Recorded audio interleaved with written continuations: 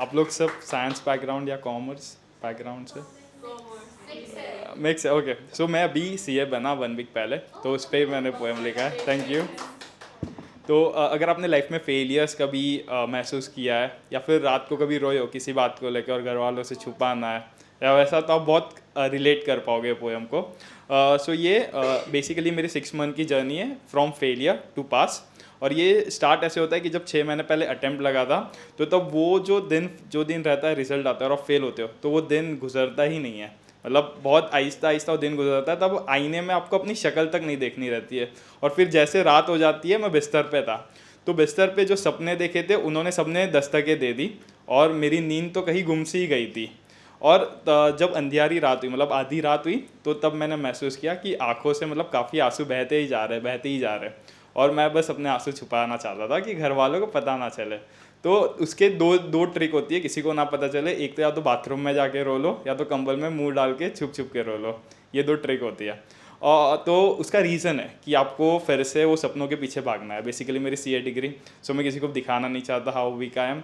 और उसका आपको बहुत स्ट्रांग दिखना है, फिर से किताबें उठानी है, फिर से सपनों के पीछे जाना है, लोगों की बातें, उनके ताने, ये सबसे भी तो उब के निकलना है। तो ये सारी बातें चल रही थी। और फिर जब मैंने पढ़ाई स्टार्ट की, तो तब एक चीज़ महसूस की कि फेलियर के बाद आपको अगर वापस से वही सपने पे जाना है और आप नहीं कर पा रहे आगे, मतलब आप स्टेप नहीं ले पा रहे, तो मैंने एक चीज़ पढ़ी थी कि आपको जो चीज़ हासिल करनी है वो महसूस करो कि आपके मिल गई है, आपने वो हासिल कर ली है, और फिर से आप वापस से मेहनत करो, ऐसा सोच समझ के। इट्स सिंपल कि आप जब रात को सोने को जाते हो, तो एटलीस्ट 2 मिनट तक तो आप खाली आंखें बंद करके कोशिश करते हो सोने की, और अचानक नींद आँख पकड़ लेती है।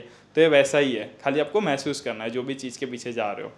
और ये सब चीज़ के बाद जब पढ़ाई स्टार्ट की एक्चुअल में, बाद में मैंने कुछ लाइंस लिखी थी खुद को मोटिवेट करने के लिए, कि अब जब सपने आसमां से देखे, अब जब सपने आसमां से देखे, तो ये सारी चीज़ों से ऊंचा उड़ना है।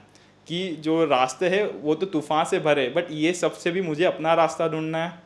कि इतना सब त्याग करके, बलिदान करके अब यहाँ तक पहुँचे हैं, कि आपको बहुत सारे त्याग बलिदान करने पड़ते, कुछ बड़ी चीज़ हासिल करनी है तो ये सब करके हम यहाँ तक पहुँचे, ये सबसे आगे गुजरना है। घायल परिंदा हूँ मैं, घायल परिंदा हूँ मैं, आसमां के नीचे तो मैं नहीं मानने वाला। सो आई एम सीए जय भावसर। ये मेरी छोटी स्टोरी थी उस पर, सीए पे। और अभी अगर मेरे पास टाइम है तो अब नॉर्मल है, मतलब ये तो मैं रेडी करके आया था। अब सबका मतलब, हैव यू एवर, क्या मतलब कोई लड़के को फ्रेंड जोन किया, वैसा कुछ है? मीन्स गर्ल्स है तो आई कैन आस्क दिस।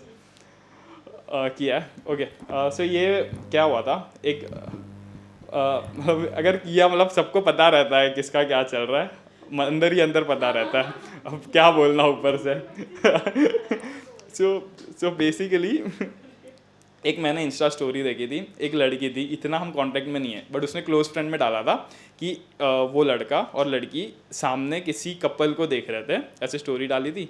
और कपल में एक लड़का लड़की को ऐसे मना रहा था कान पकड़ के, और वो लड़की वो बोल रही है कि या मतलब मैं इसके नीचे तो सेटल नहीं होगी, मुझे भी ऐसा ही कुछ चाहिए। और वो लड़के को बोल रही है, और लड़का मतलब बहुत प्यार से बोल रहा है कि या यू डिज़र्व दिस, या यू डिज़र्व दिस। और वो लड़की रिप्लाई में यस भाई कर रही है। एंड भाई मैं तब बोलूँ कि वो लड़की को कि सारे लड़के, एक लड़का जो तेरा सोल देखना चाह रहा है, बाकी सारे लड़के तो पता है क्या देखना चाह रहे हैं, और आप उसी को फ्रेंड जोन कर रहे हो, उसी को धक्का मार रहे हो। और फिर मतलब क्या है कि हमें क्या लगता है, प्यार इज़ लाइक, अगर कोई लड़की को या किसी को भी कि कोई आपके पीछे आ रहा है तो आपको लगता है कि अब ये नहीं चाहिए, बट कोई लड़का वही आपसे दूर जा रहा है, तो हमें उसके पीछे ज़्यादा अट्रैक्ट, वो अट्रैक्ट को हम प्यार व्यार का क्या क्या नाम दे देते हैं, बट वो तो प्यार वो भी नहीं है। एक्चुअल में तो वो भी प्यार नहीं है, वो बस आप जा रहे हो, दौड़ रहे हो।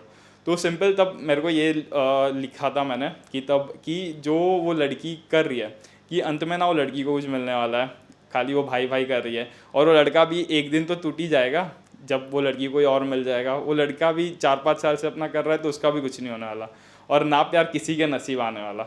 सो एक पल मतलब बैठ के देखो, कौन सच्चे दिल से आपको चाहना चाहता है। इट्स नॉट कि हम खाली रन कर रहे हैं और खाली सेक्स या किसी चीज़ को लेके अट्रैक्टिव हो रहे हैं, बट रियली आपको शांति में ही मिलेगा। It's will be regarding this. Thank you so much.